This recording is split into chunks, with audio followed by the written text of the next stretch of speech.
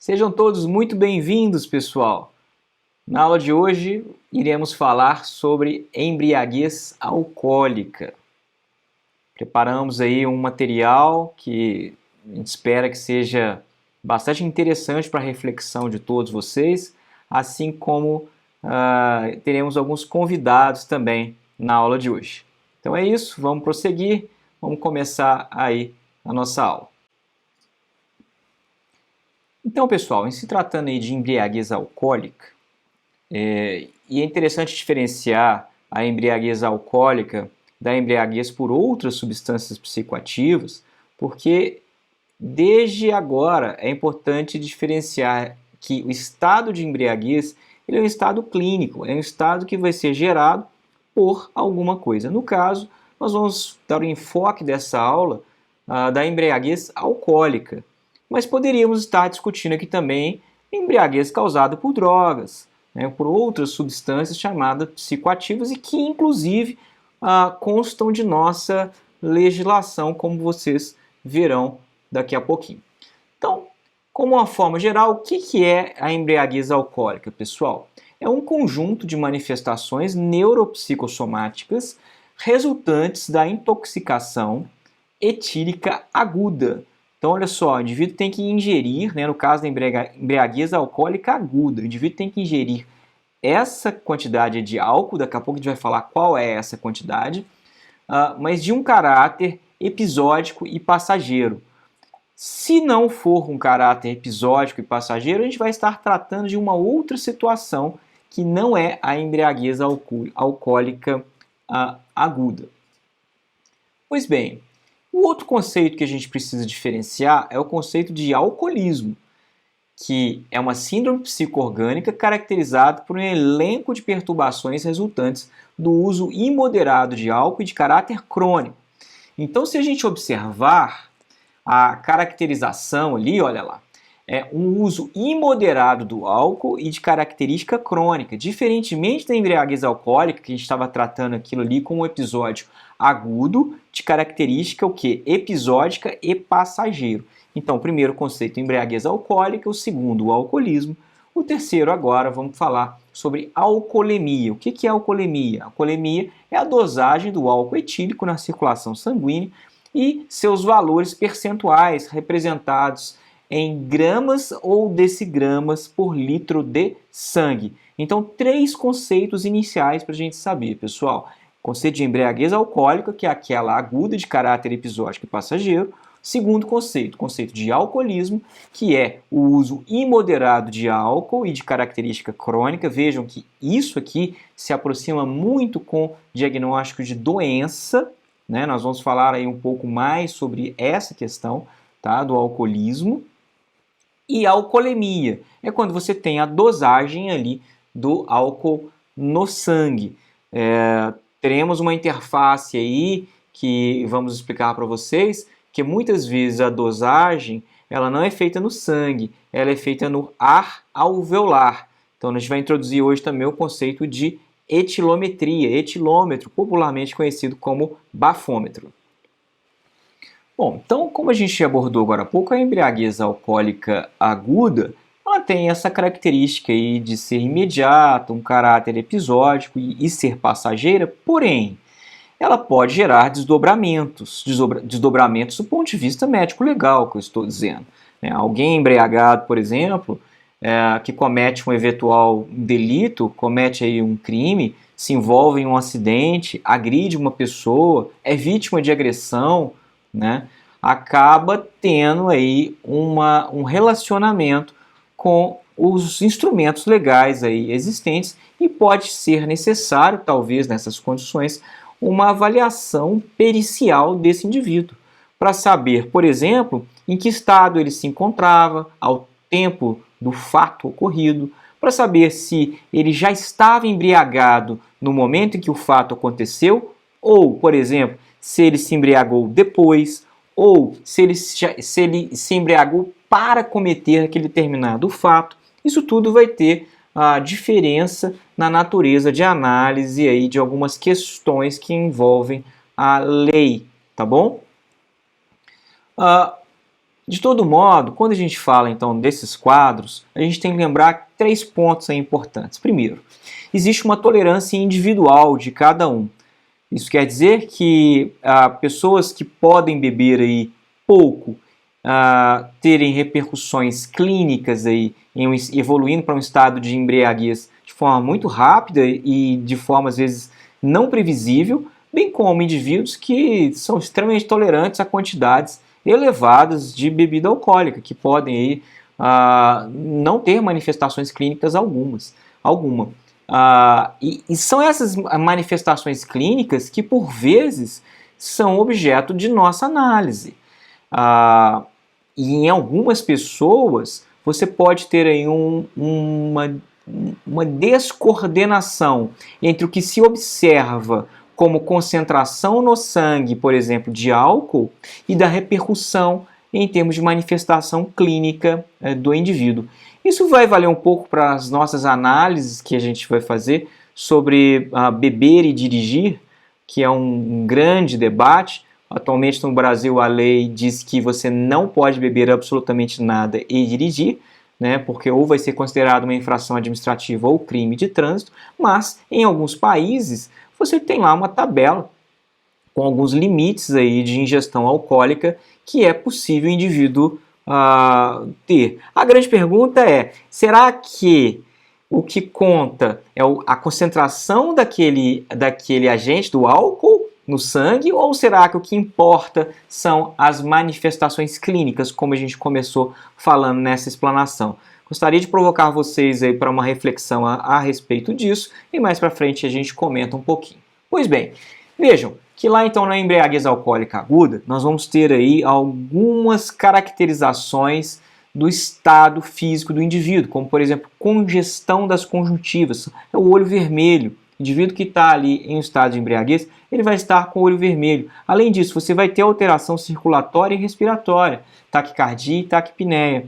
E por produto de metabolismo do álcool, o hálito alcoólico acético, né, isso aí tem uma via de metabolismo de quebra do álcool, os indivíduos vão estar com o famoso bafo de álcool, que por vezes você consegue sentir a distância, né? Outros elementos são elementos do ponto de vista neurológico, com alteração, por exemplo, do equilíbrio.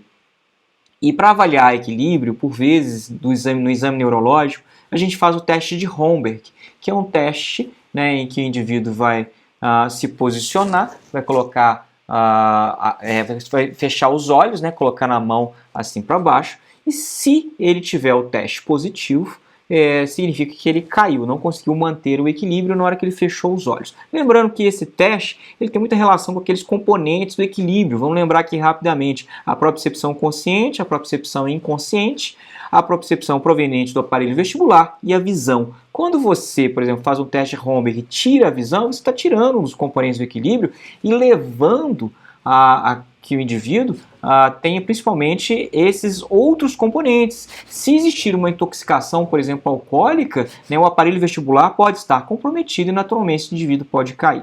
Existem alguns testes especiais que podem ser feitos nessa condição, como por exemplo o Romberg modificado.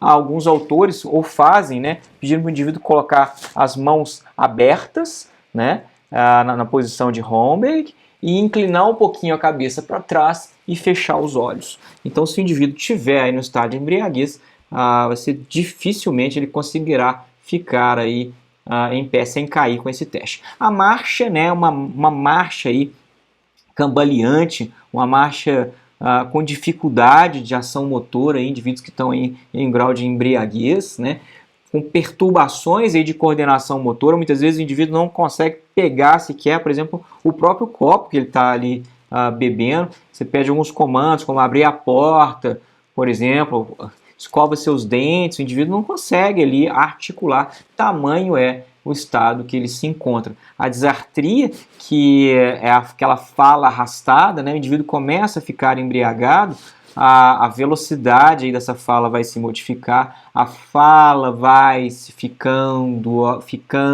arrastada, e aí você tem como caracterizar isso aí, disartria, como um dos elementos para a embriaguez. E os chamados também fenômenos vagais são reações aí parasimpáticas que podem acontecer, e aí você pode ter modificações em tônus de esfíncter, motilidade intestinal, né, enjoos podem acontecer, inclusive vômito, bem como você pode ter turvação visual por esses fenômenos vagais aí, então.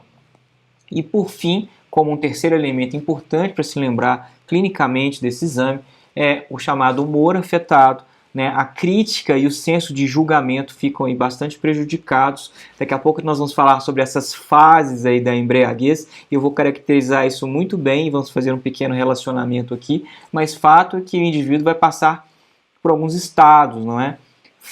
E aquele que está no estado de embriaguez, esse senso crítico e de julgamento, ele pode ficar extremamente prejudicado, falar palavras impróprias, revelar intimidades, né, e coisas que ele não deveria estar falando naquele momento, mas como ele perdeu a crítica, perdeu o julgamento do que deve ou não ser falado aí em público, ele acaba ali falando.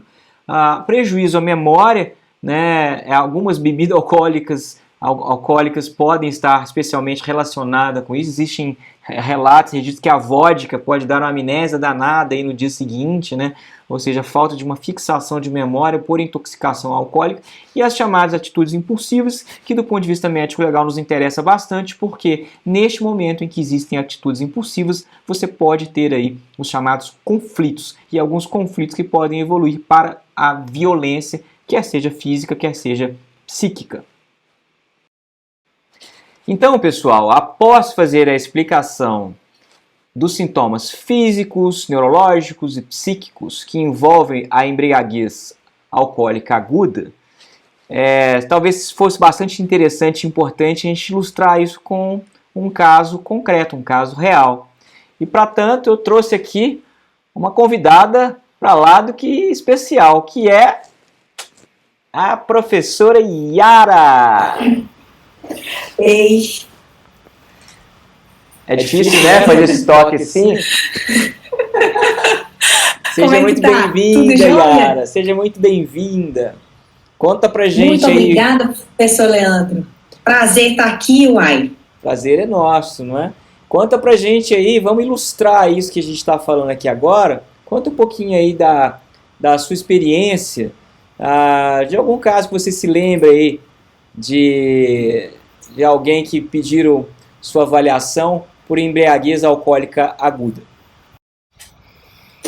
Então, no Instituto Médico Legal, a gente faz esses exames de rotina, né, eles são mais frequentes no período noturno. Então, você está lá no plantão noturno e, de repente, chega um caso e o acompanhante, né, sempre tem um acompanhante da área da saúde que acompanha o legista nas atividades, vai chamar o periciado. Quando o enfermeiro, geralmente, que me acompanha, já falava, olha, é um caso de suspeita de embriaguez. Aí eu já olhava pela janelinha antes da pessoa entrar na sala, para eu ver como que estava ali o comportamento na sala de espera.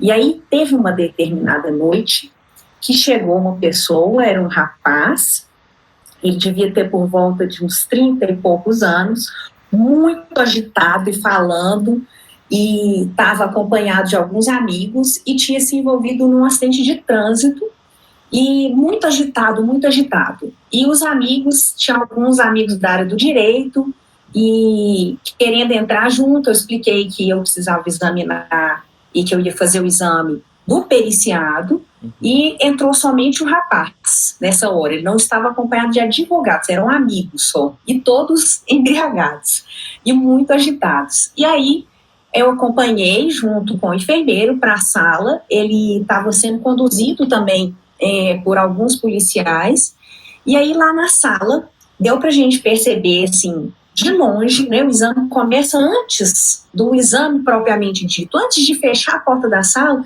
eu já estou examinando a pessoa, observando cada sinal, cada gesto, o tom de voz, a cor dos olhos, se os olhos estão mais vermelhos, se não estão, o hálito, né? A gente fala muito que na perícia a gente usa todos os sentidos, exceto um, que é o paladar. Esse eu não usei. Os outros todos eu usei. Então, assim, a pessoa falando, a gente vai sentindo o hálito, você observa, não era época de Covid, né? A gente podia observar esse hálito melhor, e a gente convida a pessoa para sentar, e aí esse moço não queria sentar, ele ficou em pé e num agito, e ele falou comigo assim que ele não iria fazer o exame. O exame, né, vocês acabaram de ter uma explicação aí extensa sobre como que são as etapas do exame, e envolve, para a gente fazer esse exame, principalmente do ponto de vista neurológico, envolve a cooperação da pessoa. A pessoa precisa fazer, tentar pelo menos fazer aquilo que a gente está comandando para ela. E nesse caso houve uma recusa. E aí é um caso que dá muita polêmica, o que conduta tomar, né, nessa situação. Então eu queria perguntar aí para o professor Leandro se isso vai ser abordado na aula, porque eu acho que isso aí é uma coisa muito interessante que pode acontecer. A Yara me colocou aqui em saia justa, não é verdade? Vejam. Brincadeira, Yara. Vou trazer aqui um professor que ele é doutor em Direito Constitucional, vai falar para a gente no final dessa aula um pouco a respeito sobre essas questões da negativa do exame, ou seja, não quero ser submetido ao exame. E aí? Vamos aqui chamar o nosso convidado. E o nosso convidado é o professor Ricardo Sacco, mestre e doutor em Direito, professor da Universidade FUMEC, do curso de Direito, de Teoria Geral do Estado, Direito Constitucional e Hermenêutica. Seja bem-vindo aí, Ricardo. Grande professor Leandro, um imenso prazer poder estar novamente junto de vocês, seus alunos, contribuindo. Fique à vontade aí, pode me chamar sempre. Muito bem. Então, estamos aqui com uma dúvida, não é? Vamos esclarecer essas dúvidas aí, mas primeiro vamos diferenciar talvez aí, né, crime, infração administrativa. Conta pra gente aí como é que seria essa diferença. Bom, existem diferenças. É importante entender que nem tudo que é ilegal é crime. Há questões que repercutem exclusivamente na esfera civil e se resolvem em uma indenização, por exemplo. Outras questões são ilícitos administrativos e podem gerar uma multa, sem repercutir na esfera penal. Há outros casos em que a questão se dá no âmbito penal. Aí nós temos a chamada última ratio, né? E o que é crime? Essa é sempre a dúvida, né? O que é crime? O Decreto-Lei 3.914, de 1941, ele define o que é crime. No seu artigo 1º, ele diz: considera-se crime a infração penal que a lei comina pena de reclusão ou de detenção, quer isolada, quer alternativa ou cumulativamente, com a pena de multa. Dessa forma, então, para algo ser considerado crime, em última análise, tem o potencial de levar à perda da liberdade, professor Leandro. Muito bem. E aí, começamos a debater a questão envolvendo o consentimento para ser examinado, não soprar o bafômetro. O que você me diz aí primeiro de não soprar o bafômetro? Do ponto de vista aí bem legal, fala pra gente aí. Olha, a Constituição, ela garante o direito, né, de não se produzir prova contra si mesmo. Então, o que nós podemos, a princípio, aí entender, né? Quando a Constituição, no artigo 5º, ela, no inciso 15, ela fala: aos litigantes em processo judicial ou administrativo e aos acusados em geral são assegurados o contraditório e a ampla defesa, com os meios e recursos a ela inerentes. E no artigo 5º, inciso 63, né, fala que o preso será informado de seus direitos, entre os quais o de permanecer calado, sendo-lhe assegurada a assistência da família e do advogado. Portanto, né, o permanecer calado é interpretado como o direito de não produzir prova contra si mesmo. Portanto, caso o indivíduo ele queira não soprar o bafômetro, é seu direito, mas o Código Brasileiro de Trânsito, ele prevê consequências nessa hipótese. E essas consequências seriam de que natureza? Natureza administrativa ou natureza penal? Conta pra gente. Essa sanção, a recusa em soprar o etilômetro, né, vulgarmente chamado de bafômetro, ela pode gerar uma infração administrativa, não um crime. Contudo, o artigo 306, ele prevê que outros meios de prova poderão ser utilizados, né, caso haja a recusa. Então, qual o meio de se provar a embriaguez do condutor? O principal instrumento é o etilômetro, né? Mas o Código Brasileiro de Trânsito Brasileiro, ele prevê que é possível a constatação de embriaguez por outros meios, como, por exemplo, o exame clínico, a perícia médica, vídeo e até mesmo uma prova testemunhal pode ser utilizada para comprovar a embriaguez.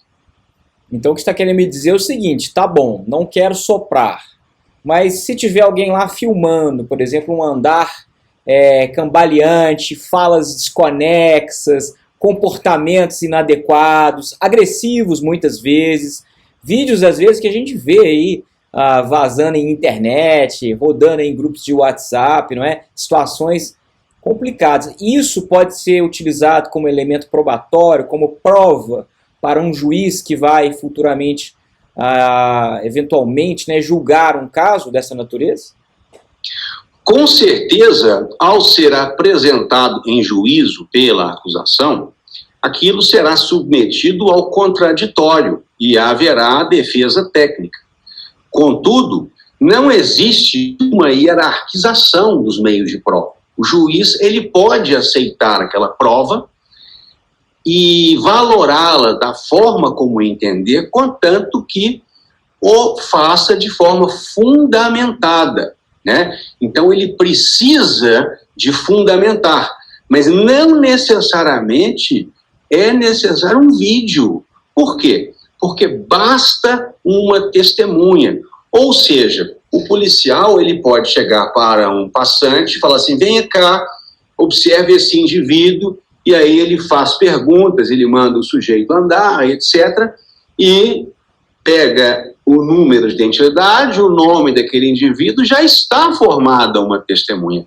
E é importante nós sabermos que o réu, ele pode mentir à vontade em juízo, ele pode ficar calado, mas uma testemunha sendo chamada a depor, ela tem que falar a verdade, porque se ela mentir, ela estará cometendo um crime. Portanto, a prova, ela pode ser tanto uma prova de vídeo, quanto uma prova testemunhal.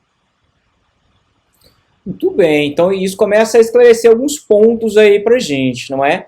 E nessa segunda parte que a gente começou a falar sobre o exame médico propriamente dito, né? Não quis soprar o bafômetro, então ele vai ser detido e eventualmente pode ser levado ao Instituto Médico Legal para ser submetido à perícia médica lá no Instituto, tá certo? E aí chegou lá, ele vira e fica calado, fala que não quer ser examinado, ou seja, ele não está consentindo, ele não está concordando de ser submetido ali ao exame médico que estava sendo realizado por força do Estado, não é? E aí, como é que fica essa situação? Ele pode virar e falar: não, presumo aqui a minha inocência, não vou produzir prova contra mim mesmo. Ele pode fazer isso? Pode. Pode, e eu creio que o médico, ele, por imperativo do Código de Ética Médica, ele não poderá examinar o paciente. Isso aí é apenas, né, um ponto que eu imagino que o Código de Deontologia Médica, ele não aceita que alguém seja examinado sem a sua aquiescência. Contudo, o médico ele não precisa produzir um laudo pericial. Como eu disse, basta a testemunha. Então, a testemunha pode chegar perto dele e ficar ali sentindo um hálito etílico e colocar isso a termo, né, informando que ele tem hálito etílico, e ele tem um rubor facial, ele tem os olhos vermelhos, ele tem a voz desconexa, que são comumente conhecidos como sintomas de embriaguez. Então, a escapatória, nesse caso, ela fica um pouco difícil, porque não é imperativo a existência de um laudo médico. E o médico que for mais criterioso e tiver um receio de sofrer um processo na esfera administrativa, veja bem, porque aí não é penal, é administrativo, por examinar um paciente contra a sua vontade e produzir laudo, ele pode simplesmente não examiná-lo, mas chamar testemunhas que constatarão aquela embriaguez. Naquela situação. Muito bem. Comentários finais para a gente fazer um fechamento aí dessa aula de embriaguez? Perfeito. Vamos, professor. Então pode prosseguir. Bom, eu pensei que o senhor ia fazer perguntas a mim, mas vamos então, há sempre uma dúvida com relação à constitucionalidade ou não das alterações advindas, né, no Código de Trânsito Brasileiro. Isso principalmente com relação ao artigo 165-A do Código de Trânsito, né? Eu penso que não há inconstitucionalidade. O princípio da não incriminação tem sua aplicação relativizada fora da esfera penal. O suspeito ou acusado de ilícito administrativo não tem o dever de produzir provas contra si. No entanto, esta sua recusa poderá sim ser punida com sanções administrativas decorrentes de sua omissão. Imagine, por exemplo, que um contribuinte tenha recebido valores e não os tenha declarado no imposto de renda a fim de não produzir provas de que ele está sonegando contra si mesmo. Ocorre que um devedor contribuinte é previsto em lei o seu dever de declarar todos os rendimentos recebidos. Então, caso esta sonegação seja descoberta, ele receberá uma sanção administrativa, que seria uma multa de ofício, aplicada pela Receita Federal, e não poderá invocar o princípio da não incriminação como argumento para isentá-lo da punição administrativa. Veja bem, reforçando aquilo que eu disse, o princípio da não incriminação, ele funciona para o direito penal e não para questões da esfera administrativa, como foi o caso deste exemplo que eu citei, referente à Receita Federal. E com relação ao artigo 277, parágrafo 3º do Código de Trânsito, creio que o professor Leandro tenha abordado, ele prevê a aplicação de penalidades e medidas administrativas ao condutor que não se sujeitar a qualquer dos procedimentos previstos no artigo. E isso é perfeitamente constitucional. Ao contrário do que ocorre no âmbito criminal, a controvérsia pode ser resolvida com base na regra do ônus da prova, sendo que a recusa do agente em se submeter ao exame pode ser interpretada, sim, em seu prejuízo, no conjunto probatório existente, com a consequente imposição das penalidades e das medidas administrativas previstas no artigo 165. Sob o ponto de vista da sanção penal, ou seja, do crime, o que acontece caso o condutor se recuse a fazer o teste do bafômetro ou os exames clínicos, né? Nós vimos que a recusa na esfera administrativa gera uma multa administrativa e a apreensão da carteira de habilitação por 1 ano. A reincidência por 2 anos. Bom, e do ponto de vista de sanção penal? A recusa do condutor não poderá ser utilizada nem como presunção, nem como argumento para a sua condenação criminal. Isso porque aqui vigoram, né, em sua plenitude, esses importantes princípios que nós falamos, o da não incriminação e o da presunção de inocência. Assim, a recusa do condutor deve ser considerada como um dado completamente irrelevante para o processo penal.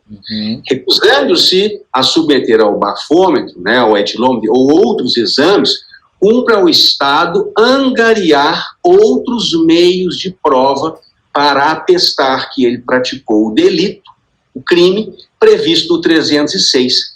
E aí nós temos as demais provas admitidas em direito, o exame clínico, a perícia, o vídeo, a prova testemunhal, e eu já vi acontecer até a comanda de bar. E sim, aquelas comandas que o sujeito tem lá o seu nome e a quantidade de bebida que ele adquiriu. Uma diligência policial foi até o local de consumo, porque foi localizado onde ele estava, e a comanda foi integrar o processo penal. Então, veja bem, nós temos aí combinação de vídeo, comanda, testemunha, não precisa de prova pericial nesse caso, a convicção do juiz se dá pelo chamado livre convencimento motivado. Ele é livre para apreciar e para valorar a prova, contudo, fundamentando aquilo que ele entendeu. Portanto, o artigo 306, ele, ainda que exemplificativamente, ele diz quais seriam esses outros meios de prova. Esses outros meios de prova podem ser, por exemplo, o sujeito mal conseguir falar coisas desconexas no interior do veículo. Isso acontece muitas vezes. Uma garrafa de bebida aberta, né? Tais circunstâncias configuram indícios de que ele estava dirigindo alcoolizado. Quando você tem um indício, outro indício e vários indícios apontando em uma direção, você consegue formar uma prova. E dessa forma, o sujeito ele não escapará de uma condenação na esfera penal. E isso é extremamente grave, com todas as consequências, como, por exemplo, não ser mais um réu primário. Isso precisa ficar muito claro, né? Hoje em dia, é muito, muito difícil o sujeito conseguir escapar ileso caso ele seja pego embriagado. As formas de se escapar, elas estão bastante reduzidas e a constitucionalidade desse dispositivo, ela, na minha opinião e na opinião dos demais constitucionalistas, ela é bastante clara, ok? Bom, eu espero ter ajudado, professor Leandro. Eu acho que sua participação sempre aqui é muito bem-vinda, nos ajudando a esclarecer esses dispositivos aí legais que possuem interface com a medicina, e a ideia mesmo aí dessas participações, nesse bate-bola aqui que a gente faz, é enriquecer o debate e trazer para os nossos alunos aí cada vez mais um conhecimento mais aprofundado da matéria. Muito obrigado, Ricardo. Tchau.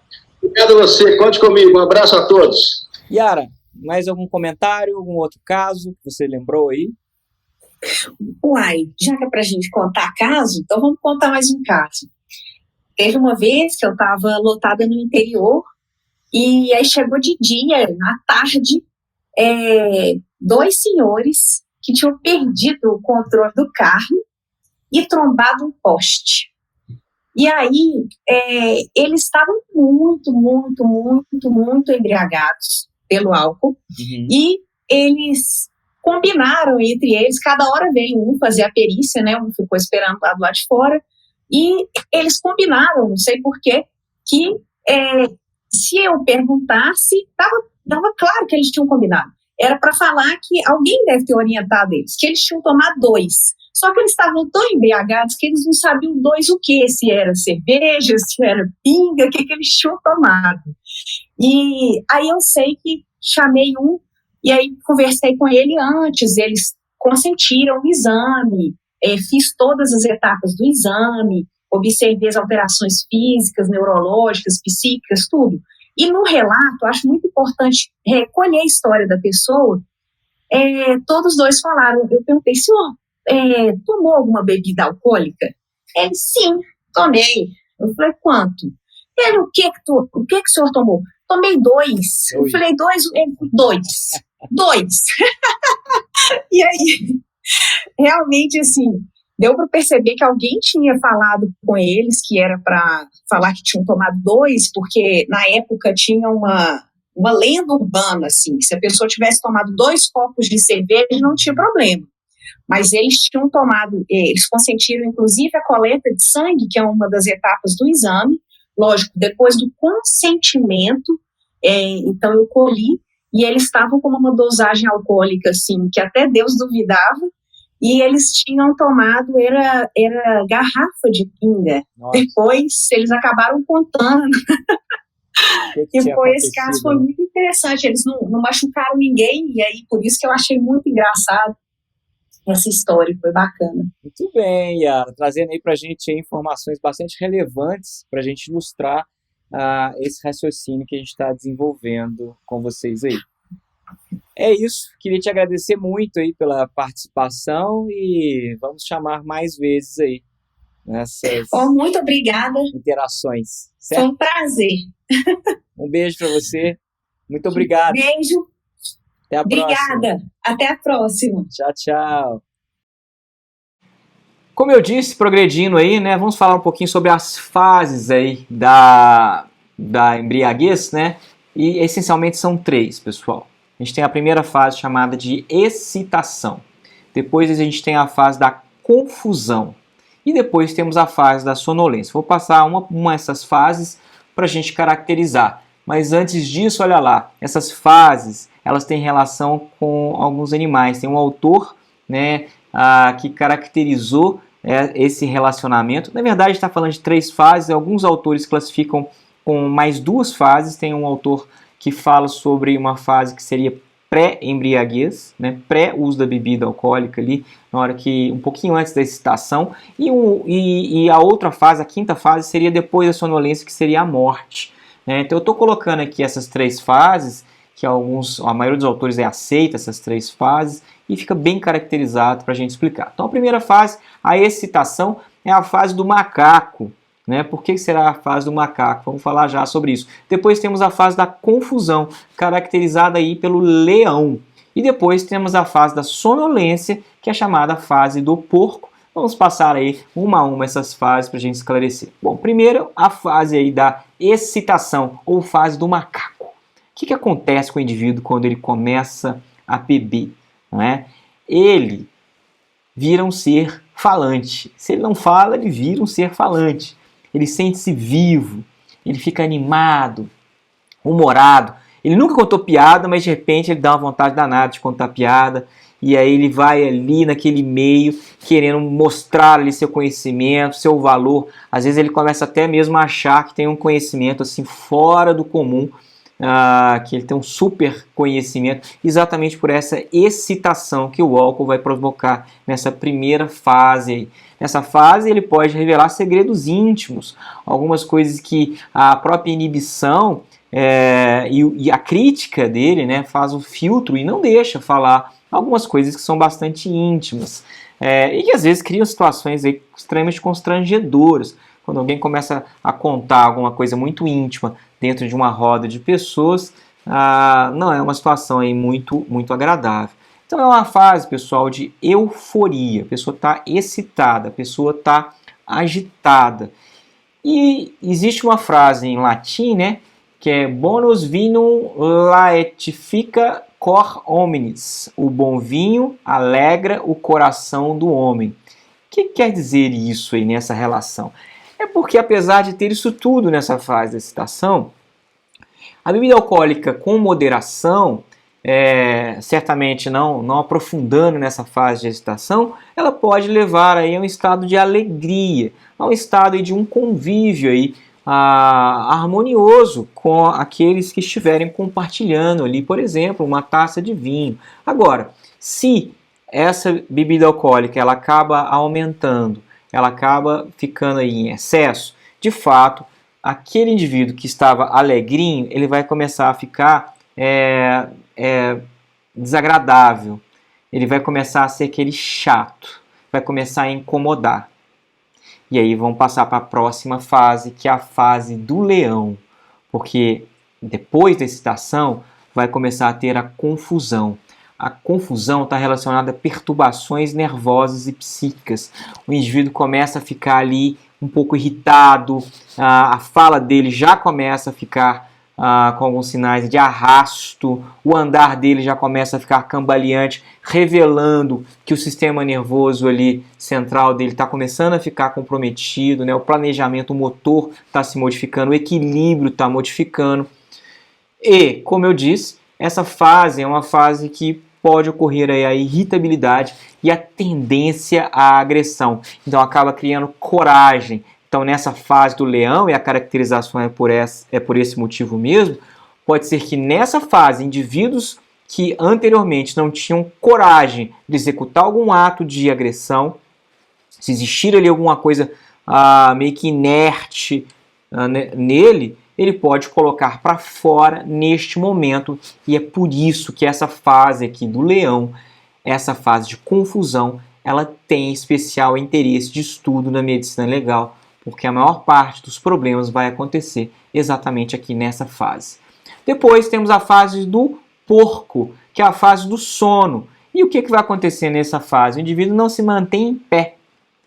Ele já passou daquela fase ali que ele estava cambaleante, ele já não consegue mais ficar em pé. E se ele não consegue ficar em pé, deve ser por um motivo, né? Porque o sistema nervoso central dele está extremamente comprometido ali, a consciência dele ali embotada, responde muito pouco a estímulos, né?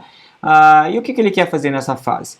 Ele quer dormir. Então é o momento que esses indivíduos que estão no estado de embriaguez alcoólica aguda acabam ali apagando, acabam desmaiando.